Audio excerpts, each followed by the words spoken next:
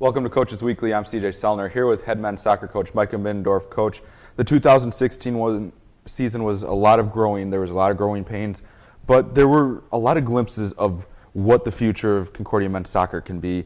It was a tough week this week for you guys, but to close out the season, we're looking back at a good group of freshmen, a good group coming back. Right, absolutely. The results are always tough, and it's always tough to have the guys show up and they battled.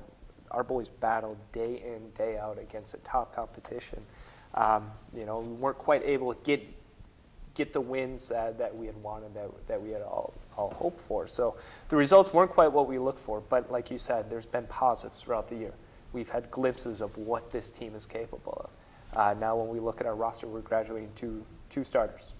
So we have a good core foundation coming back next year. The spine of our team, so a lot of our central players are coming back, so we're going to be in a really good spot as we look forward. So now as we transition to our non-traditional, our off-season, is trying to solidify really what it means to be part of the soccer program. Looking at our habits and making sure our day-to-day habits really align themselves with the goals that we have. So we're looking at the weight room time, the fitness time that the guys spend in on their own. So it's all now talking about the little things to get us into that next level. Well, and as a coach, I feel like you can create a highlight film of some of those moments that we saw those glimpses and be like, guys, if we work hard, like it's here. The talent's here. It's all here. But you guys have to be able to make that next step as a core group. And a coach can only tell them so much. They have to really kind of get themselves self-motivated. Right, and they have to embrace the challenges that's in front of them. And that's what we talk about, the culture with the group, and again, make sure our habits are aligned with what we have. Now we have a good, strong core group of upperclassmen, where now our juniors, as they transition, being seniors and really being leaders of this group, they've been around now 3 years. So they kind of have seen the transition of the program go to a point where now they understand the expectations, they understand what it takes to get into that next level. So I fully expect them to embrace that and really have an outstanding offseason. Now, what do you guys kind of head into the offseason? How do you kind of tailor that plan to kind of get things going and continue to build positive momentum? Yeah, we'll be in the weight room 3 or 4 days a week, depending on the weekly schedule as a group, so make sure the guys are still training together. We still have that time together, because that's important to build camaraderie and build chemistry, that to have some difficult conversations with each other and really hold each other accountable.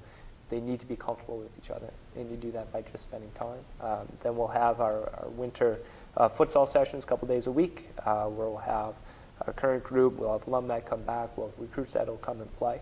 So it's a really good way to really just enjoy the game again. And then at that point, we'll get into our spring non-traditional, we'll have our match day, and we'll really assess where we're going to be as we go from the spring into fall of 2017.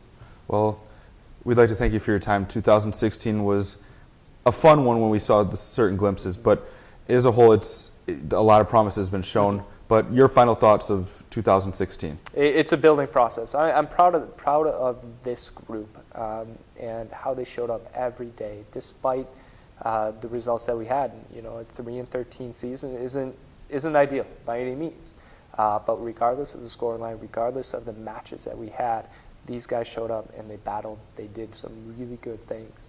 And now as a coach, I can't let them be too focused on the record, but we have to look at how to win games and the process of winning games, because that's what's important. And there's a common phrase in the coaching circles, it's trust the process.